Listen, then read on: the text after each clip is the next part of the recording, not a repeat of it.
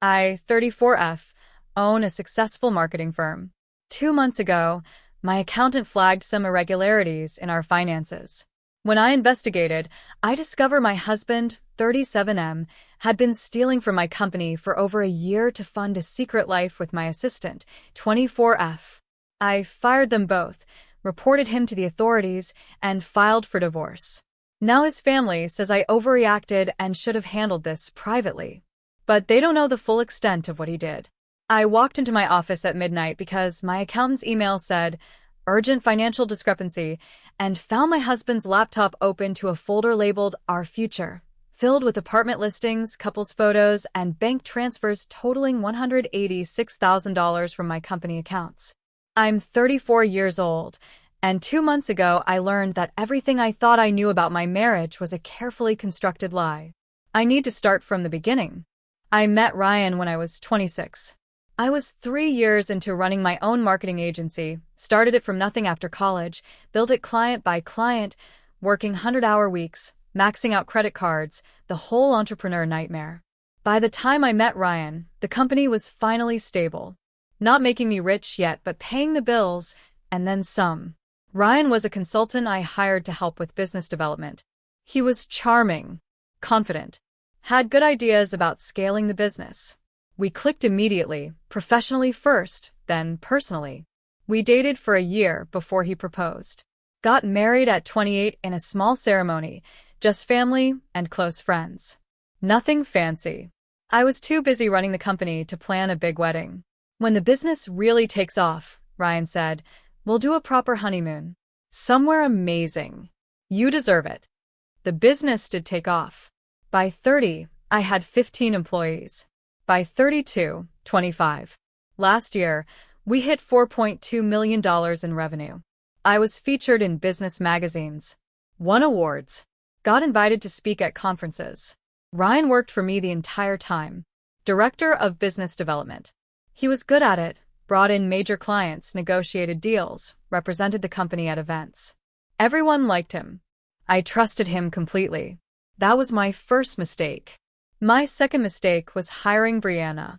She applied for an assistant position 2 years ago, fresh out of college.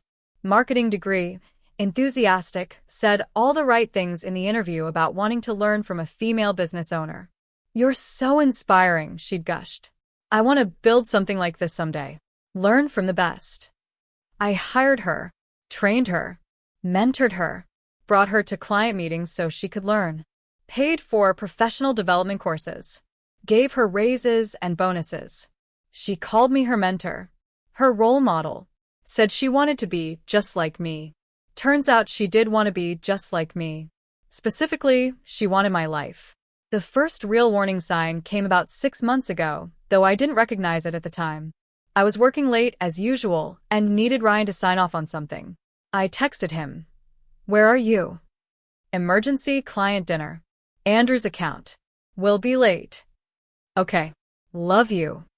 No response, which was unlike him, but whatever. I was used to working alone. I texted Brianna to ask if she'd filed the Henderson proposal. No response from her either. The next morning, I asked her about it. "Oh, sorry, I had my phone on silent. Girls' night out. Got a little wild." She smiled sheepishly. "Too many margaritas." I laughed it off. She was young, entitled to a social life. Except when I mentioned the emergency client dinner to Derek Andrews the following week, he looked confused. "Client dinner? We haven't had dinner. Our last meeting was 2 months ago." Ryan said he had an emergency meeting with you last Thursday. Not with me. Maybe he got the name wrong. Maybe. People make mistakes. Except it kept happening. Late client call with Morrison. Working on the Foster proposal at a coffee shop. Bad Wi-Fi. Team dinner with the sales guys. I'd verify later, casually, not suspiciously, and it was never true. The clients hadn't met with him. The proposal was already done. The sales guys had been home with their families. I told myself he was just bad at communicating. Maybe meeting with potential clients and getting the names mixed up. But then our credit card statement came. I handled all our personal finances. Ryan had access to the accounts, but I was the one who reviewed statements, paid bills, tracked spending. In March, I noticed something weird. A charge to a high-end restaurant in the city. $340. On a Wednesday night. I'd been home that Wednesday night, working from the home office. Ryan had said he was working late at the office. Hey, I asked him casually, were you at Marcello's on Wednesday? He didn't even hesitate. Yeah, client dinner. The Garrett account. Must have gone well. $340 is impressive. They insisted on the wine pairings. You know how it is. Except the Garrett account wasn't even ours. We'd lost that bid 2 months ago. I checked the next month's statement. More restaurants. A hotel charge. Spa packages. Concert tickets. All times when Ryan claimed to be working late or at client meetings. All times when Brianna also happened to be busy or unreachable. The pattern was obvious. I hired a private investigator. I felt sick doing it, like I was betraying my marriage, violating his privacy. But I needed to know. The investigator came back with photos within a week. Ryan and Brianna at restaurants. Laughing. Holding hands across the table. Ryan and Brianna entering a hotel. Same hotel, multiple dates. Staying for 2 to 3 hours each time. Ryan and Brianna apartment hunting. Actually apartment hunting, looking at places, taking notes. The investigator's report was thorough and devastating. Subject and female companion have been engaged in an ongoing relationship for approximately 18 months. Relationship appears serious, not a casual affair. They are looking at apartments together, suggesting plans to cohabitate. Subject uses company credit card for approximately 60% of their shared expenses. 18 months. A year and a half of lies. While I was working 80-hour weeks building my company. While I was trusting him with business development, with client relationships, with access to company finances. While I was mentoring her, training her, treating her like the daughter I never had. They'd been planning a future together. Using my money. I didn't confront them immediately. I should have. A normal person would have. But I'm not normal. I'm a business owner. And something the investigator said bothered me. Subject uses company credit card for approximately 60% of their shared expenses. Company credit card. Ryan had a company card for legitimate business expenses. Dinners, travel, client entertainment. I reviewed the statements quarterly but didn't scrutinize every charge. I trusted him. That trust was about to cost me. I called my accountant Mitchell, who'd been handling our books for 5 years. Mitchell, I need you to audit every expense Ryan has charged to the company for the past 2 years. Every meal, every hotel, every receipt. I need to know if anything looks suspicious. That's going to take a few days. I have time. Just do it. 3 days later, Mitchell called me. His voice was shaking. You need to come to my office. Right now. And you need to bring your lawyer. Mitchell's office looked like a crime scene. Papers everywhere. Spreadsheets covering his desk. His computer screen filled with highlighted cells. My lawyer, Janet, was already there. Sit down, Mitchell said. I sat. How bad is it? I asked. Mitchell slid a spreadsheet across the desk. Bad. Really bad. The numbers swam in front of me. Restaurant charges, $43,000 over 18 months. Hotel stays, $28,000. Shopping expenses, $31,000. Client gifts, $22,000. And then the big one. Business consulting fees paid to a shell company, $62,000. Total, $186,000. The shell company, Mitchell said quietly, is registered to Brianna Miller. My assistant. He's been paying her through fake consulting invoices. She submits an invoice for marketing consulting services. He approves it. The money goes to her account. Clean and simple. That's embezzlement, Janet said flatly. That's criminal. The other expenses, Mitchell continued, are a mix of legitimate business and personal. But I'd estimate at least 80% are personal. Dinners that aren't with clients. Hotels when there's no business trip. Shopping at jewelry stores, clothing boutiques, electronic stores, all charged as client gifts, but I can't find evidence any clients received them. He's been stealing from me, I whispered. Yes, Mitchell said. Systematically. For at least 18 months, probably longer. He knew you didn't scrutinize the expenses because you trusted him. Can we prosecute? I asked Janet. Absolutely. This is textbook embezzlement. He used his position of authority to funnel company funds for personal use. And the fake consulting fees to Brianna? That's fraud. Conspiracy. They're both liable. Do it, I said. All of it. I want them both prosecuted. Are you sure? Janet asked gently. He's your husband. This will be public. Messy. It'll affect the divorce. Good. It should affect the divorce. He stole from my company to fund his affair with my assistant. I want everyone to know exactly what he did. I didn't go home that night. I went to my office instead. Sat in the dark. Stared at the city lights through my window. I'd built this company from nothing. Sacrificed relationships, sleep, health. Poured everything I had into creating something that mattered. And Ryan had stolen from it. Used it like a personal bank account. Taken my money I'd earned, money I'd worked for, to build a future with someone else. At 2 a.m., I started making calls. First, my IT guy. I need Ryan locked out of all systems. Email, company accounts, everything. Do it now. It's 2 a.m. I don't care. Do it now. Second, my HR director. Emergency meeting tomorrow at 8 a.m. Just you and me. Third, Janet. File for divorce. Today. I want him served at the office. Slow down. I'm not slowing down.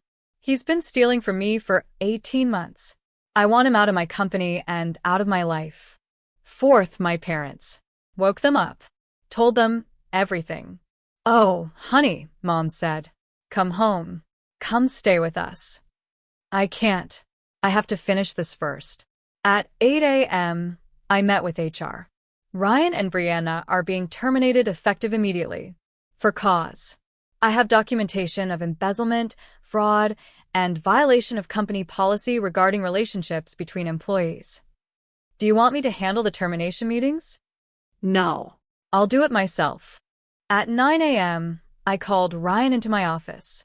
He walked in smiling. Hey, babe. What's up? You didn't come home last night. I was worried. Sit down. The smile faltered. What's wrong? I slid the spreadsheet across the desk. The same one Mitchell had shown me. Every fraudulent charge. Every fake invoice. Every hotel stay and expensive dinner and piece of jewelry. What is this? You tell me. He scanned the first page. I watched his face change. Confusion, then recognition, then panic. I can explain. $186,000, I said flatly. You stole $186,000 from my company over 18 months to support your affair with my assistant. It's not. I wasn't stealing. Those were legitimate business expenses. The jewelry? The hotel stays when we had no client meetings scheduled? The $62,000 in fake consulting fees paid to a shell company registered to Brianna. His face went white. You're fired, I said. Effective immediately. Security will escort you out. You have 15 minutes to pack your personal items. Everything else, computer, phone, files, stays here. You can't fire me. I own this company. I can fire whoever I want, especially people who embezzle from me. I'm your husband. You were my husband. Divorce papers will be served today. And I'm pressing charges. The police will want to talk to you about the embezzlement and fraud. He stood up so fast his chair fell over. You're calling the police? Are you insane? You stole from me. You committed fraud. What did you think would happen? I'll lose everything. My career, my reputation. You should have thought of that before you stole from your wife to fund your mistress. She's not. We're in love. We're building a life together. With my money.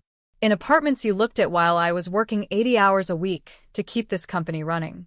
While I was mentoring her and promoting you and trusting both of you. You were always working, Ryan said, his voice rising. Always at the office. always choosing the company over us. What did you expect? I expected you not to steal from me. I expected you not to fuck my assistant. I expected basic human decency. This is revenge. You're destroying me because your pride is hurt. No. I'm destroying you because you committed crimes. There's a difference. Security appeared at the door. Ma'am, Mr. Harrison is being terminated and escorted from the building. Make sure he only takes personal items. Everything else stays. Ryan stared at me. I can't believe you're doing this. I can't believe you did this. Get out. Brianna was next. She came to my office confused, probably wondering why Ryan was being escorted out by security. Sit down. She sat. I slid a second spreadsheet across the desk. This one detailed the fake consulting invoices.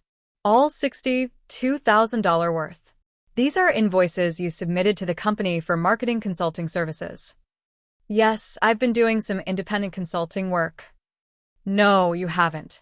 You created a shell company so Ryan could funnel company funds to you. That's fraud. It's also conspiracy to commit embezzlement. Her face crumbled. I didn't. He said it was legal. He lied.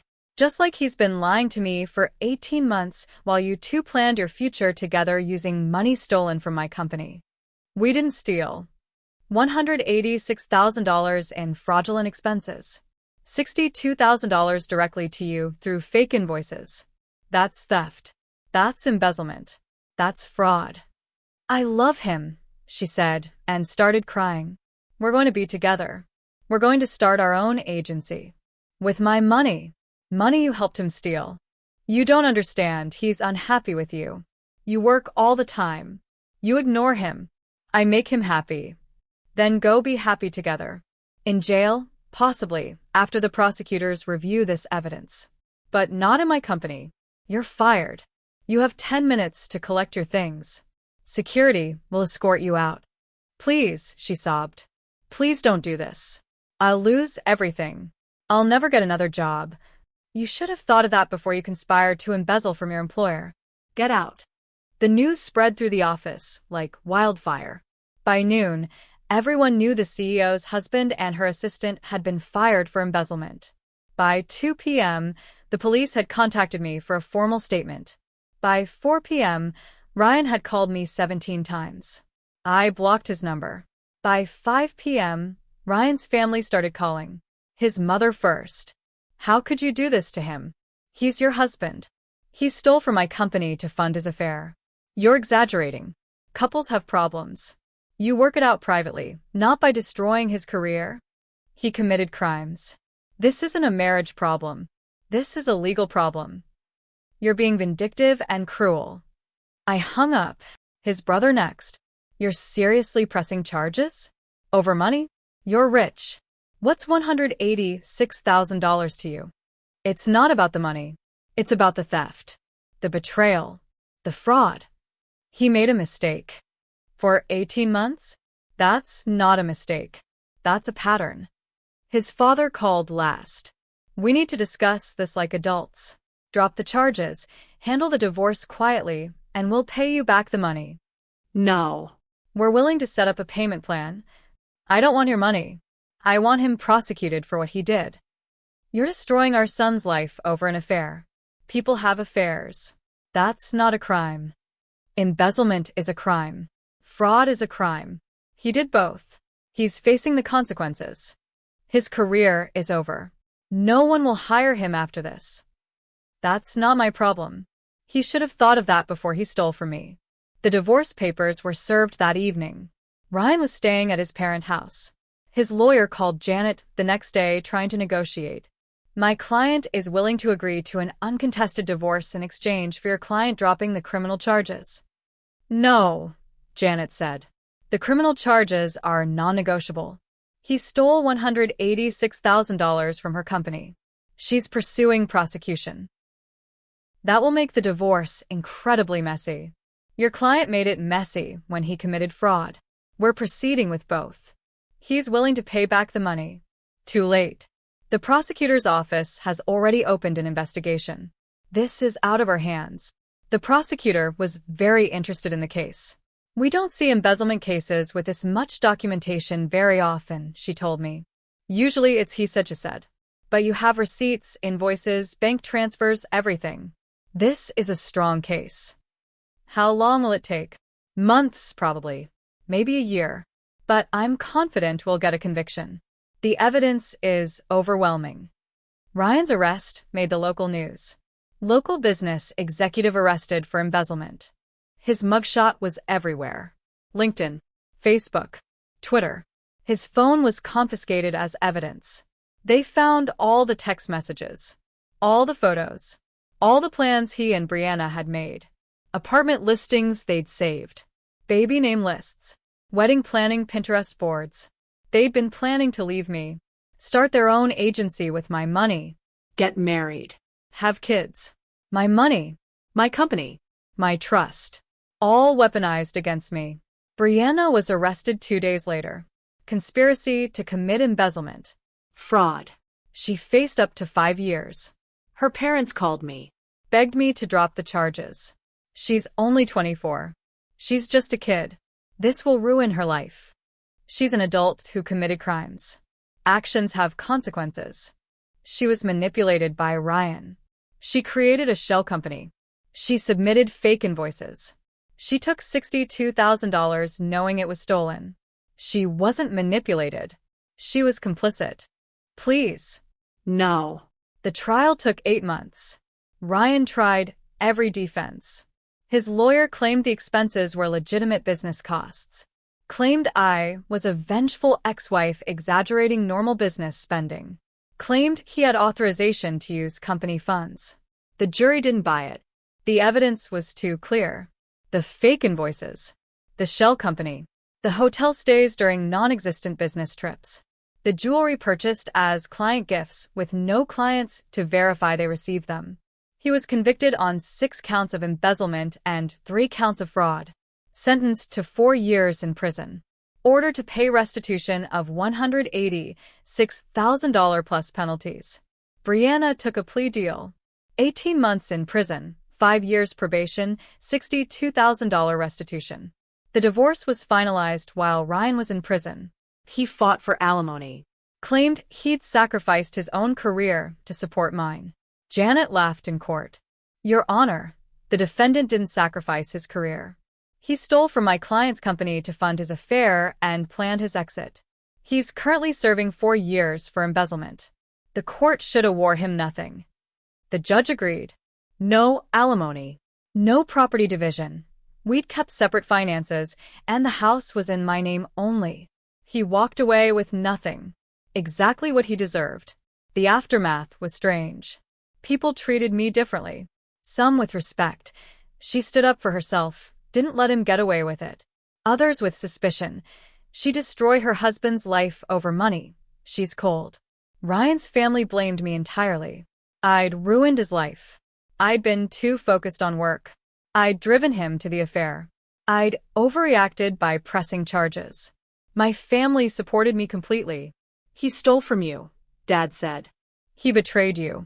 You did the right thing. My employees respected the decision. You showed us you take company integrity seriously, one of them said. That matters. But some people, acquaintances, distant family, people I barely knew, thought I'd been too harsh.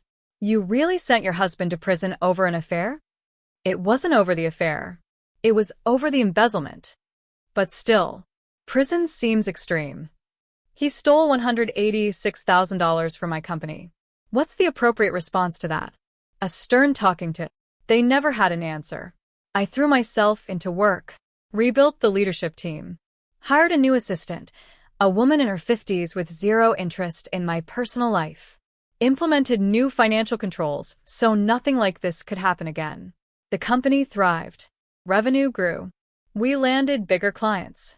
I was featured in Forbes for resilience in the face of personal crisis. People ask me how I moved on so quickly.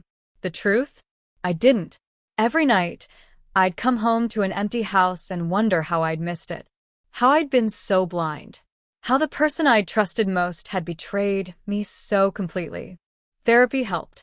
My therapist specialized in trauma from betrayal. You're not just dealing with infidelity. Dr. Chen said.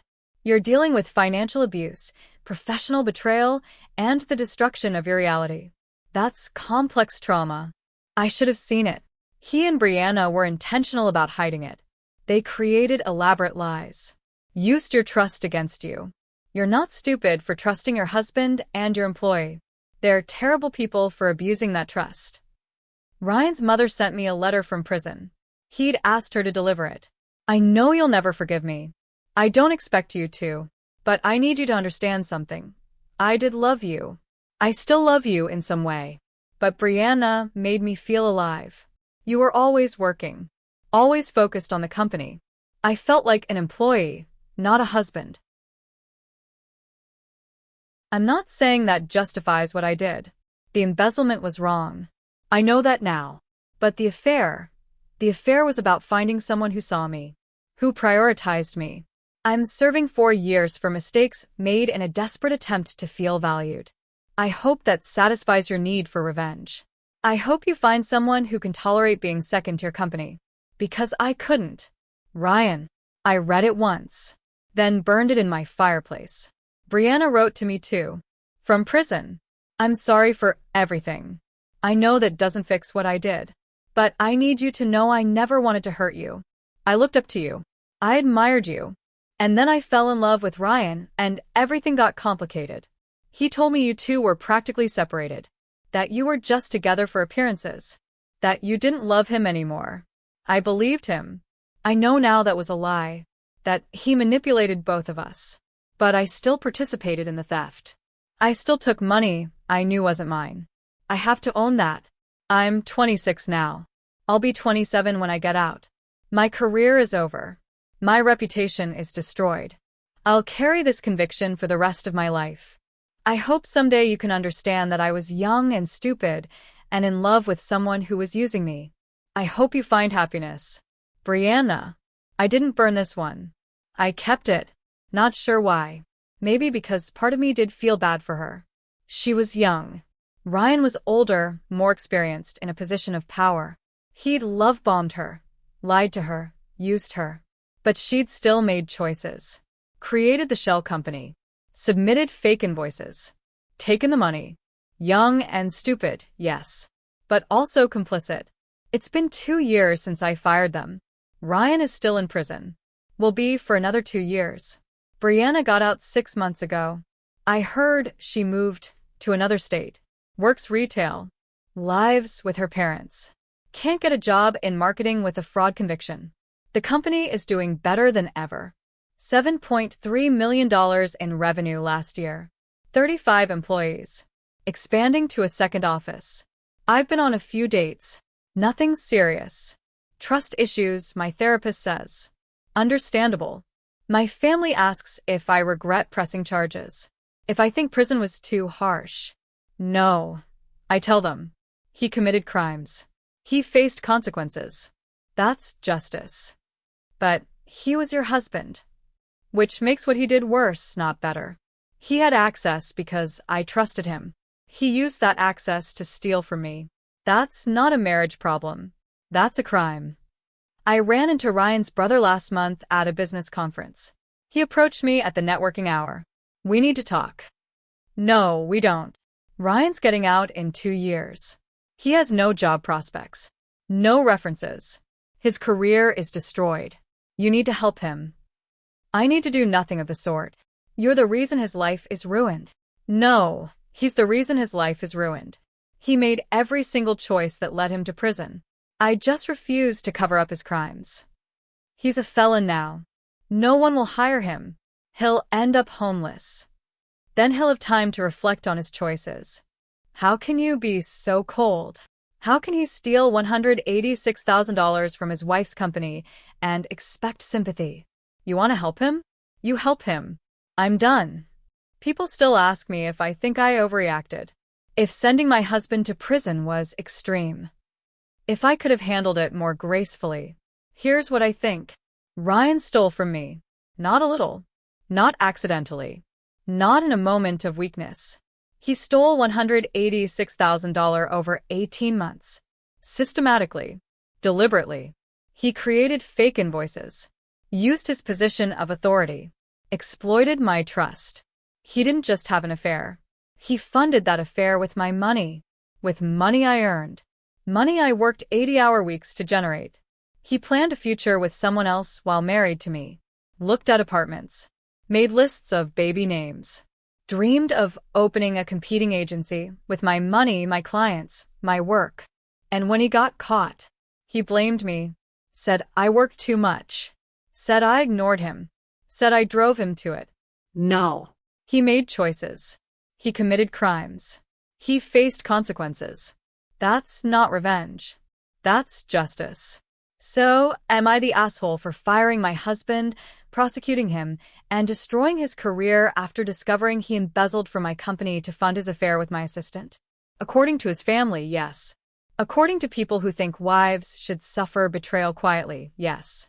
According to anyone who thinks loyalty to a marriage trumps integrity and law, yes. But according to me? According to the woman who built a company from nothing and refused to let two thieves destroy it?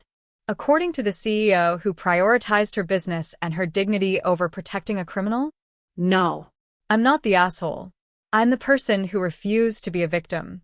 And sometimes, the strongest thing you can do is let someone face the full consequences of their actions, even when that person is your husband, even when that means prison, even when everyone tells you you're being too harsh.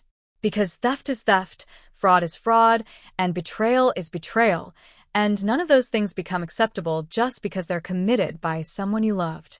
Some lines, once crossed, can't be uncrossed. Some crimes demand justice, not forgiveness. And some marriages end not with a whimper, but with handcuffs.